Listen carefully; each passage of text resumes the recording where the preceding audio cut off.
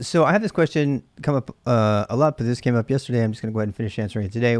What is your opinion of NFTs? So NFTs are non-fungible tokens. Uh, I've learned since I first heard about them that an NFT is specifically, the reference to the token, is specifically the type of thing that is associated with the blockchain, and that is really important. I'm going to get to why, but for me, that's really key. Um, an NFT as a vehicle to establish uniqueness. So what do you do with NFTs? Let's give you an example. Okay, so the most famous example of an NFT that went really bad was the Wu-Tang Clan made an album, and it was an NFT, and the Martin Shkreli bought it. I think it was Martin Shkreli, and bought it and deleted it just to be an asshole. And uh, and that's one of the popular examples people use. Recently in the news, it was one of my favorite so far. I put this down here. Is that you could actually, there people are selling NFTs of Git commits. So when you make a Git commit, there's an NFT made for that commit that ensures you're the only one that has a copy of the message and everything that was necessary to do the Git commit, which I think is kind of cool. Um, it doesn't mean, and the other thing about NFTs that's really important is that it doesn't stop the digital asset from being copied, or basically, like say if it's a picture, somebody can take a picture of it, and the picture is not an NFT, so you can use it. It's a lot like artist prints, right? And I'm gonna start in on the art metaphor now. You guys know my wife is an artist. I brought up NFTs yesterday, and we came very close to a fight. My wife and I don't normally have arguments like that, and we got pretty damn close. And it wasn't. It was just because she was tired mostly. It wasn't because she didn't want to talk about it, and I didn't want to talk about it either. But she insisted on when I said, I said, this is a short story. So I said, I know you're an artist, and I've been looking for your opinion on this. I actually wanted to bring you on stream. You think you would mind coming in and explaining your position on NFTs? And she goes, no, I read all about them, and I watched the video, and with my stepson, and I hate them. I think they're stupid. And I was like, well, what do you mean? What's stupid about them? And she said, well, I just think the idea of people, spending all that money, I'm paraphrasing, of course, spending all that money for something that's so stupid, and then, it just goes away. Nobody has a copy of it. People are just collecting NFTs, and they're sticking them away, and nobody can get to them. And I was like, yeah, but people do that with physical things all the time. She goes, yeah, and I hate that too. People will have a warehouse full of art, and now they'll buy a unique piece of art, put it in a closet someplace for no one to see. And she's in a mural residency right now, which is the opposite of this, right? So it's just art for everyone. I really like the what are the urban murals, that are like graffiti and stuff, but to the next level, and that's allowed for everybody. So her position is, she's always hated that part of art, and that people will buy something of value, and because it's scarce and unique, they won't let anybody else have it, and they'll just hold on to it. And so that's important, because I'm jumping all the way down to the bottom thing here a bit. What happens when you're talking about NFTs with people? There's two reasons that I think that it becomes a really heated conversation really quickly. The first one is the association with blockchain. Okay, so if you're associated with blockchain, immediately you're associating with things like proof that are based on proof of work, like Bitcoin and stuff, and you get the whole argument against crypto, which I tend to agree with, actually. Simpler cryptocurrencies. The simpler cryptocurrencies, I feel like we need to allow this cryptocurrency thing to evolve and do its thing, so we can figure out what the answer is to the banking systems of the world and the United States, because they're all broken, and we need something else. That I agree with, but I don't think it exists today. But we're working on getting there, and we can't work on getting there if we don't do this. The main reason that I don't like crypto, which is a different question, is because it doesn't let everybody participate. It only lets the technologists participate. You have to have, if you don't have a computer, you're out of luck. So it's not an answer for the world economy, but as a basis for, scarcity and digital exchange, I think an NFT is just fine. In fact, I think it's no different than selling a TF2 hat on Valve for $500. I'm going to put that in here. So how is it different than TF2 hats? You guys don't know about this, but there's all kinds of digital assets that you may or may not agree with that exist, whether you agree with them or not. But that's not just digital assets; that's physical assets. People have been trading comics and locks of hair and used underwear. They trade whatever. They'll trade anything, and they'll establish value on that. And that's where the second reason that you can't really talk about NFTs with people without getting into a fight, because the idea of value, almost always when you start talking about uniqueness and value, the ability to exchange something as paying money, real money for something in whatever way that happens, immediately people ask the question, well, it's not worth that much money. People look at people who trade baseball cards and they think they're idiots, and I promise you probably already have one. There's something that you find, annoying. Now, so would you pay $1,000 for, or would you pay $1 million for an original Da Vinci? Absolutely, you would. Why? Why would you do that? Why would you do it? Because I think it's waste. I think it's a waste. Do I appreciate Da Vinci? Yes. Do I think it's amazing that he's out there? Absolutely. Would I pay $1 million for the only copy of a Da Vinci painting so that the rest of the world can have it? Or would I hide it away in some place so that no one could see it? There's people that would do that, and I think it's stupid. And so it's not the establishment of value and the method of establishing uniqueness and scarcity, and even the method of barter or currency. That's not the main thing that causes, that's not the power grid, cryptocurrency issue. It does make people angry, but what really makes people angry is being reminded of what other people value. And I think this is particularly interesting in a digital world, and this is where I kind of get defensive of NFTs. Because, the idea of being able, so let's say you have a digital artist versus somebody who does art in physical form, right? I'm just going to say it, the people who work in oil and, traditional mediums and things like that, a lot of them, not all, but a lot of them are going to look at people who work in digital mediums with Adobe and Photoshop and stuff like that, and they're going to look down on them because they don't think that their method of creating art matters. Or even in the physical world, they'll see somebody who does some abstract art that doesn't have a lot of technique or something but has, it particularly appeals to somebody's sense of color or something like that.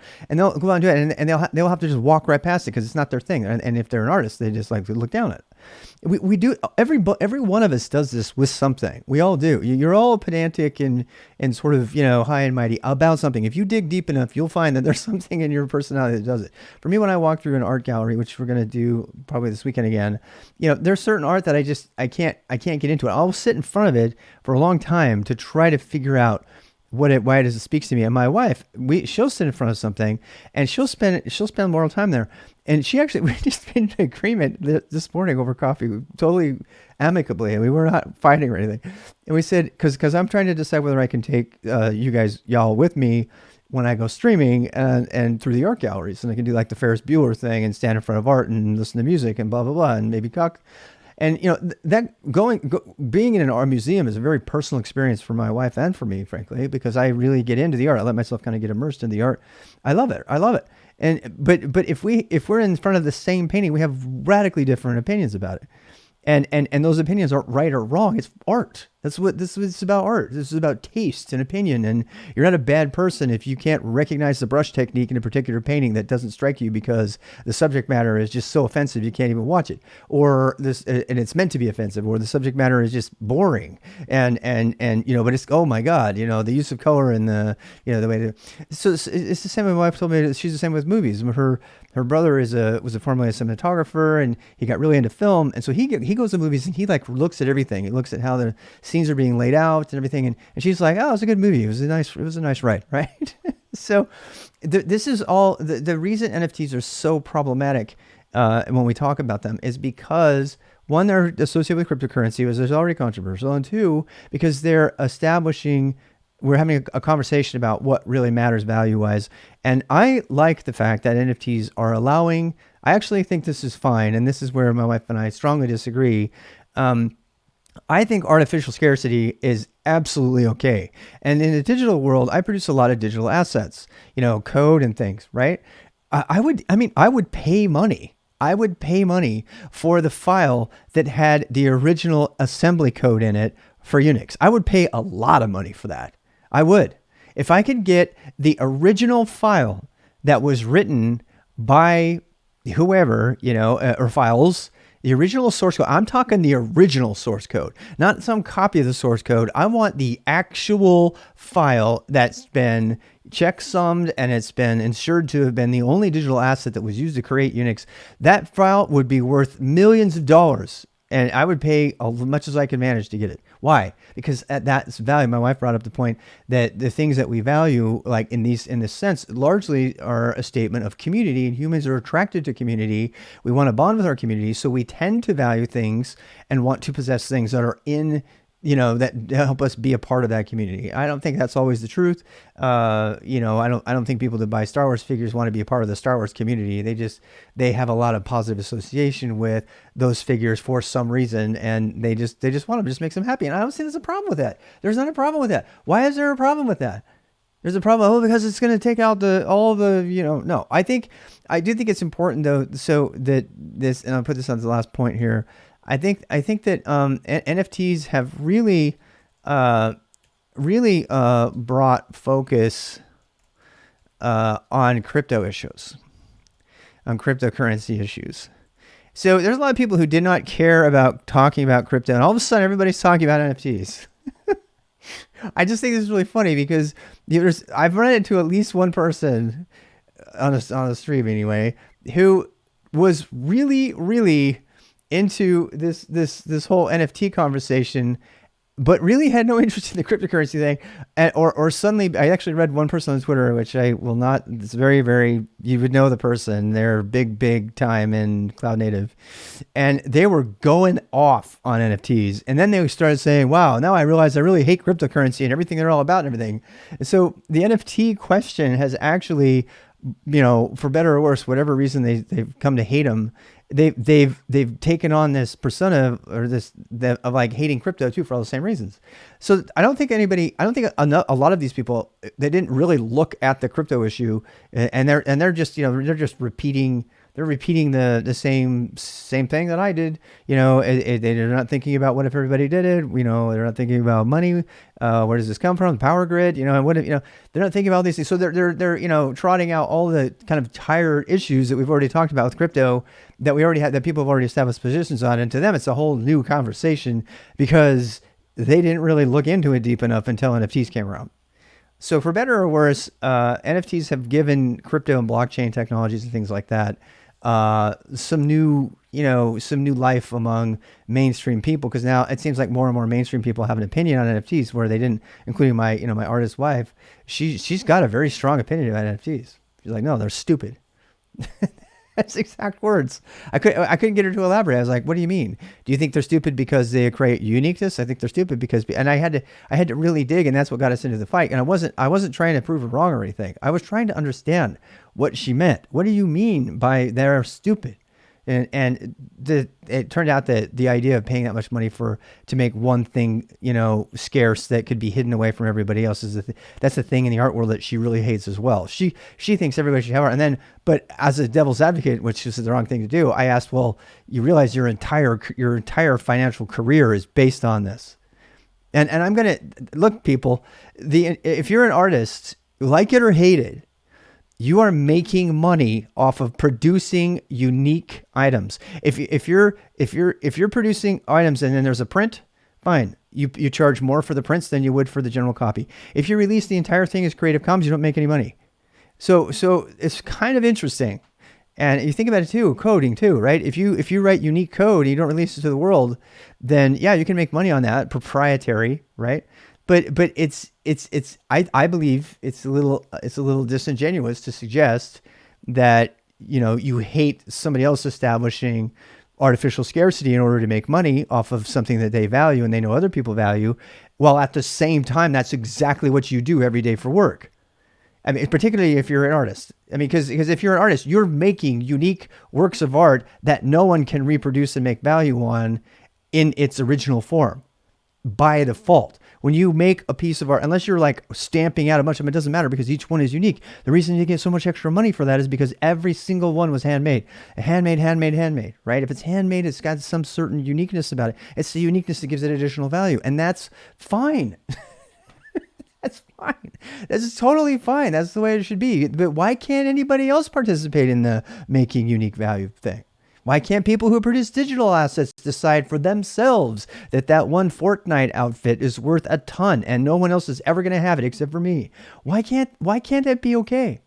You might think that's the stupid ass thing in the world, but it's not about that. It's about whether you allow other people to define what's scarce and what has value. So that's a pretty long conversation because I'm really glad I talked about this a lot when I was playing Dota last night, and I've kind of talked through this issue, having kind of been troubled by what a really passionate, almost angry response that I got from my artist wife. I thought she would have a lot of really good insight, and she does. She has a lot of great insight into it, but the insight that she brought to it was not what I was expecting. And so I wanted to be really careful. I don't want to anger anybody by saying that what you think has value doesn't matter, or that, and it's very possible that I don't understand all the issues surrounding NFTs. And if you think that I've missed something, please write it in the comments. Please do. Please write it in the comments down below in the YouTube thing, or just come into my stream and let me know. Sometime when I'm just shooting whatever, just come out and we'll talk about it. I think that the way that NFT scarcity through using a blockchain is the biggest thing that I would criticize. I wish that there was like a technology like a GPG signing or something like that would just establish that one item is unique, and that but the blockchain gives you the ability to trade it, and it gives you the ability to send it around and use an NFT as currency in sort of a digital barter environment. And that really freaks people out. Even though if you're going to have that kind of thing, it's no different than any other mechanism for trade. I just wish that it didn't have to use the blockchain to be on because proof of work blockchain is pretty much dead. I mean, it's going to keep going up and up and up, but Bitcoin's never leaving it. But the idea of proof of work blockchain, we all realize has too many limitations. Just physical limitations. Not to mention the fact that the blockchain can be owned. Consensus, 51% consensus attacks are a thing. They happen all the time. So blockchain technology as a thing is my biggest criticism of NFT because it depends on that. And if it didn't depend on that, I might be okay with it.